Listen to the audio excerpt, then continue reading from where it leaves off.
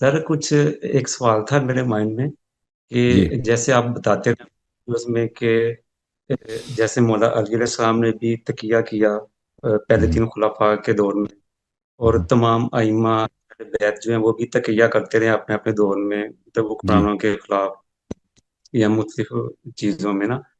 تو جی ہاں. امام حسین جو نکلے ہیں یزید کے خلاف، تو وہ حالانکہ ان کی جان کو بھی اتنا خطرہ تھا، ان کی اولاد کو بھی، اہل بیت کو بھی، تو انہوں نے کیوں نہیں تقیہ کر کے اپنی اور اپنی آل کی جان بچائی؟ تو عرض یہ ہے کہ امام حسین علیہ السلام کا سیرہ بالکل تقیہ تھا. وہ معاویہ کے زمانے میں رہتے تھے. انہوں نے کبھی نہ کوئی تقریر کی ہے، نہ کوئی کوشش کی معاویہ کو تخت سے الٹنے کے لیے. اور معاویہ بھی ان کو برداشت کر رہا تھا. معاویہ بھی ان کو قتل کرنے یا ان کے خلاف کوئی لشکر بھیجنے کی کوشش نہیں کر رہا تھا. ٹھیک ہے نا. بقیہ ائمہ علیہم الصلوۃ والسلام وہ اس حالت میں نہیں تھے کہ بقیہ خلفاء ان کو شہید کرنے کے ترپے ہوں کہ بھئی کوئی لشکر آ رہا ہے، کوئی لشکر آ رہا ہے کہ آپ کو قتل کر رہا ہے، اس کے خلاف تو تقیہ نہیں ہو سکتا نا. اگر لشکر آ رہا ہے آپ کو ذبح کرنے کے لیے اور آپ کے اولاد کو مثلا کنیز بنانے کے لیے، تو پھر تو تقیہ ممکن نہیں ہے. تو پھر آپ جنگ کریں گے اور عزت کی موت مریں گے. امام حسین علیہ الصلوۃ والسلام کے متعلق یہ جو مشہور کیا گیا ہے کہ انہوں نے یزید کے خلاف یہ اٹھے ہیں اور انہوں نے انقلاب کیا، ایک اس کی کوئی حقیقت نہیں ہے. میرا ایک سیریز ہے اسی کہ کیا امام حسین علیہ السلام واقعا انہوں نے انقلاب کیا یا نہیں کیا. تو امام حسین علیہ الصلوۃ والسلام کا جو سچویشن تھا وہ بڑا مختلف تھا امیر المؤمنین علی علیہ السلام سے. کہ امیر المؤمنین علی علیہ الصلوۃ والسلام کی سچویشن یہ تھا کہ اس کو حکومت وقت برداشت کر رہے تھے، خلفائے وقت ان کو کہ جب تک یہ ہمارے خلاف یہ کوئی بغاوت نہیں کرتے، لوگوں کو نہیں ورغلاتے، تو ان کو ہمیں قتل کرنے کی ضرورت کیا ہے. بلا وجہ ایسے ہی ہم بدنام ہو جائیں گے، لوگ سوال اٹھائیں گے، اور ہم دنیا ہمارے سامنے جھک رہی ہے، دنیا فتح ہو رہی ہے، تو اپنے ادھر مدینے میں کیوں ایسے مشکل پیدا کریں اپنے لیے. اور امیر المومنین علیہ السلام کو بھی پتہ تھا کہ اگر میں ان کے خلاف اٹھتا ہوں تو یہ رسول صلی اللہ علیہ وسلم کے حکم کی خلاف ورزی ہے، کیونکہ پیغمبر نے حکم دیا تھا صلی اللہ علیہ وآلہ وسلم کہ اگر آپ کو انصار نہیں ملتے تو آپ اپنے زندگی کو بچائیے، اپنے آپ کو ہلاکت میں نہ ڈالیے. تو امام حسین علیہ السلام کا سچویشن یہ تھا کہ یزید بہرحال ان سے انتقام لینے کی فکر میں تھا، کہ یزید خود ان کو زندہ نہیں چھوڑ رہا تھا. کیونکہ یہ یزید کا جو مینٹیلٹی تھا، بنی امیہ کے جو فینیٹکس تھے، ان کے مینٹیلٹی یہ تھا کہ رسول صلی اللہ علیہ وآلہ وسلم نے ہمیں ذلیل کیا ہے. کیسے ذلیل کیا؟ بھائی جنگ بدر میں ہمارے جوانوں کو قتل کیا، ہمارے سرداروں کو قتل کیا، ہمارے نانا دادا چچا. اس کے بعد احد میں ہمارے بہت سارے لوگ مارے گئے. پھر انہوں نے آ کے مکے میں ہمارے گھروں کو فتح کیا اور ہمیں غلام بنا کے کہہ دیا تو انتم الطلقاء، غلام بنا کے میں آزاد کیا.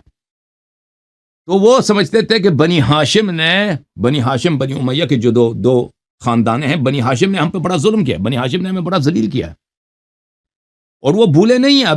ابھی رسول صلی اللہ علیہ وسلم کی وفات کو 50 سال پہلے ہی تو ہوا ہے جو کربلا کا واقعہ ہوا. تو یہ ان کے میں نے اگر میری سیریز دیکھیں تو وہاں پہ میں نے ان کے کوٹس دکھائے تھے کہ یہ کیسے یہ کہتے تھے کہ ہاں بالکل ہمارا حق. اور وہ یہ بھی کہتے تھے کہ عثمان کو بھی انہوں نے بنی ہاشم نے قتل کیا. عثمان کو کیونکہ بنی امیہ کا بڑا تھا، بنی امیہ کا پہلا خلیفہ عثمان تھا. عثمان کو بہت ہی بے دردی کے ساتھ قتل کیا گیا تھا اپنے گھر میں، اس کی بیوی کو بھی زخمی کیا گیا تھا.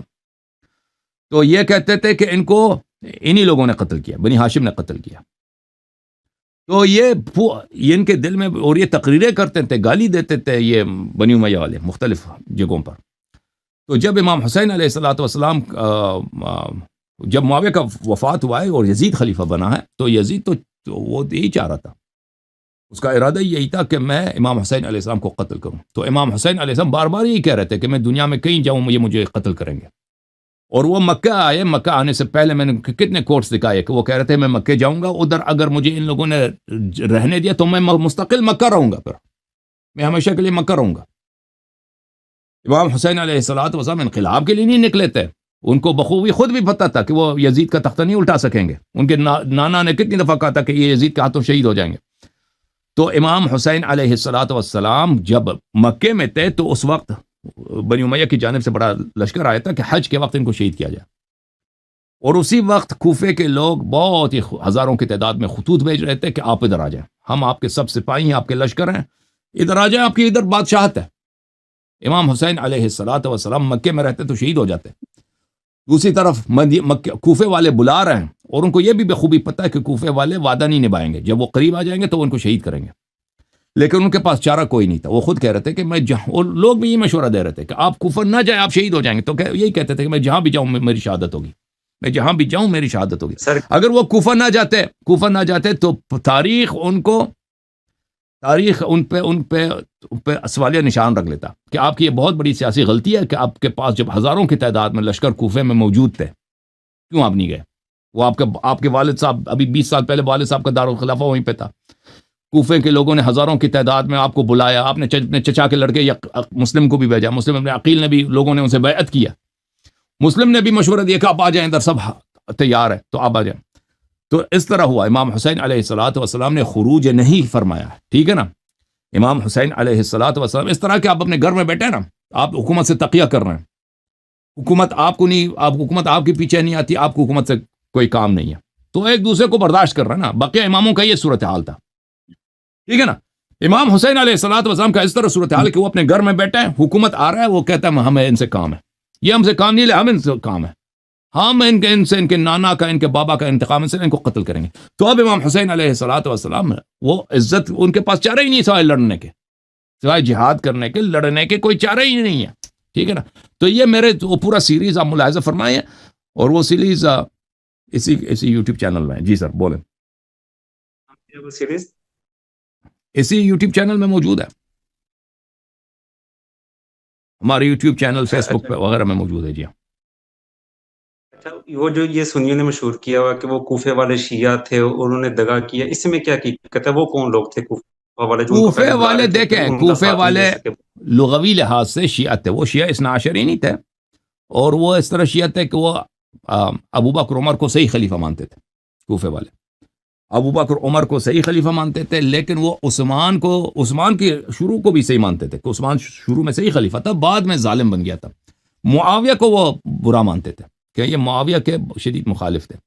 کوفہ والے اس کو شیعہ اس لیے کہا جاتا ہے کہ وہ اس معاویہ کے خلاف جنگوں میں انہوں نے امیر المومنین علی علیہ السلام کا ساتھ دیا تھا، تو اس لحاظ سے وہ شیعہ کہلاتے تھے کہ شیعہ یعنی پارٹی، شیعہ یعنی ٹھیک ہے. حامی.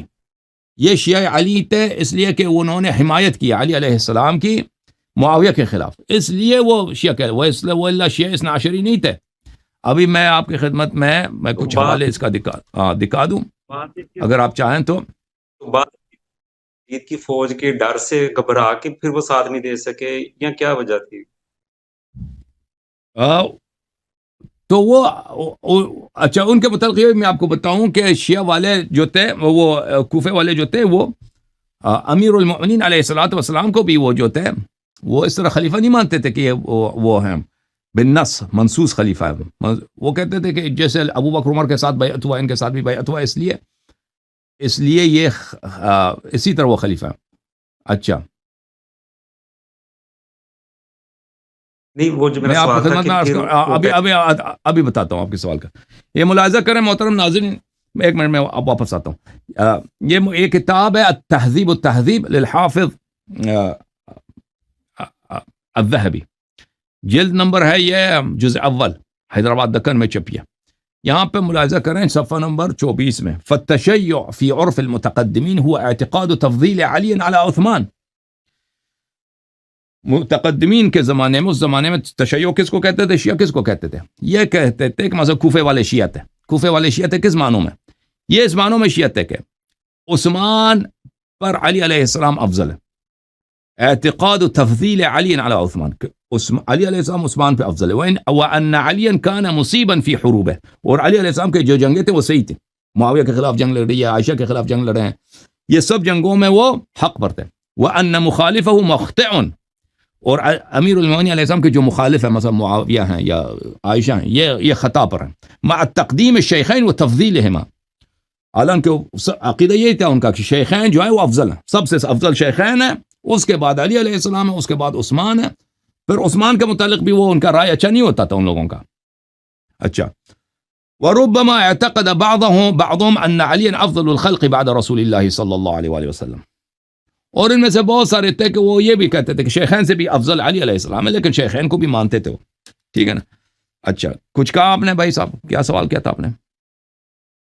اچھا، وہ میرا سوال یہ تھا کہ پہلے تو وہ بلاتے رہے امام حسین علیہ السلام کو، ان کو خط بھی بھیجتے رہے، پھر کیا کہ وہ کر سکے، وہ یزید کے تو خون یہ سے ڈر ایک گئے بہت تھے اچھا یا کیا؟ سوال ہے، ٹھیک ہے نا. اس سوال کا جواب ایک دفعہ یہ بہت ہی تحقیق مانگتا ہے. میں نے اس پہ بہت طویل گفتگو کیا تھا ایک زمان عربی زبان میں، کہ اس میں بہت سارے کوفہ کے لوگ جو تھے نا، کیونکہ وہاں پر 20 سال سے معاویہ کا حکومت تھا، تو وہاں پہ بہت سارے بنی امیہ بھی رہتے تھے.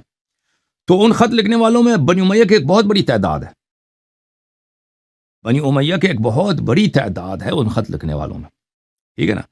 تو ہمیں جو اور ان خط لکھنے والے میں غیر بنی امیہ بھی ہیں. تو بنی امیہ والے جو تھے وہ ان جو ایلیٹس جو تھے بنی امیہ تھے. تو بنی امیہ نے کیوں امام حسین علیہ السلام کو خط لکھا ہے کہ آپ کوفے آ جائیں، ہم آپ کی حمایت کریں گے، یہ کریں گے، ٹھیک ہے نا. اور پھر جب وہ آئے ہیں تو بنی امیہ سب سے آگے بڑھے ان کو شہید کرنے میں. تو ان سے ہمیں یہ ملتا ہے کہ بہت سارے خط لکھنے والوں کا یہ منصوبہ یہی تھا کہ ہم امام حسین علیہ الصلوۃ والسلام کو ادھر بلاتے ہیں، راستے میں ان کو روکیں گے اور راستے میں ان کو شہید کریں گے، ٹھیک ہے نا. اس کا اور ان اس کا بنتا ہی نہیں ہے. کیوں بنی امیہ کیوں امام حسین علیہ السلام کو کوفہ بلائیں؟ اس کے علاوہ جو باقی جو لوگ تھے ان کو زیاد ابن ابی جو تھا، جو کوفے کا گورنر تھا یزید کی جانب سے، وہ بڑا لائق آدمی تھا، بہت شیطان آدمی تھا. تو اس نے لوگوں کو بہت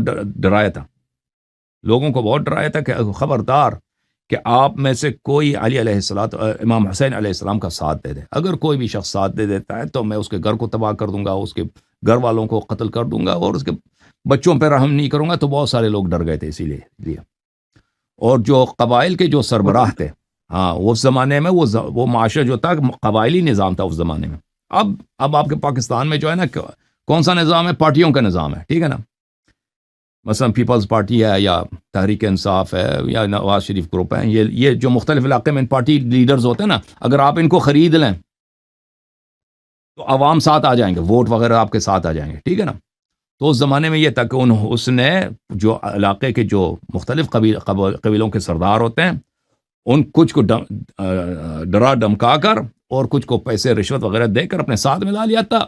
لوگ تو وہی قبائلی سرداروں کے ساتھ ہوتے تھے اس زمانے میں، ٹھیک ہے نا. تو اس طرح لوگوں کی اکثریت جو ہے. جی سر خط بولیں. لکھنے والوں میں کچھ صحابہ سننے میں آتا ہے کہ وہ تھے اس ٹائم میں کچھ، جو صحابہ بعد میں وہ بھی اس زمانے میں دیکھیں سر، 60 ہجری میں صحابہ بہت بزرگ ہو چکے تھے، ٹھیک ہے نا. کربلا کے میدان میں کچھ صحابہ تھے، کچھ 4-5 صحابہ یا اس سے زیادہ کا نام ہمیں ملتا ہے جنہوں نے امام حسین علیہ السلام کے خلاف تلوار اٹھایا، ٹھیک ہے نا، جنگوں میں شرکت کیا. لیکن زمانہ یہ تھا 60 ہجری میں، یعنی رسول صلی اللہ علیہ وسلم کی وفات سے 50 سال ہو چکے ہیں. جو اس زمانے میں 15 سال کے تھے اب 65 سال کے ہیں، جو اس زمانے میں 30 سال کے تھے اب اگر زندہ ہیں تو 80 سال کے ہیں نا. تو صحابہ کا دور تقریباً انتہا پہ تھا. لیکن اس کے باوجود کچھ صحابہ تھے جنہوں نے امام حسین علیہ السلام کے خلاف تلوار اٹھائی، یہ جنگ کیا. جی ہاں.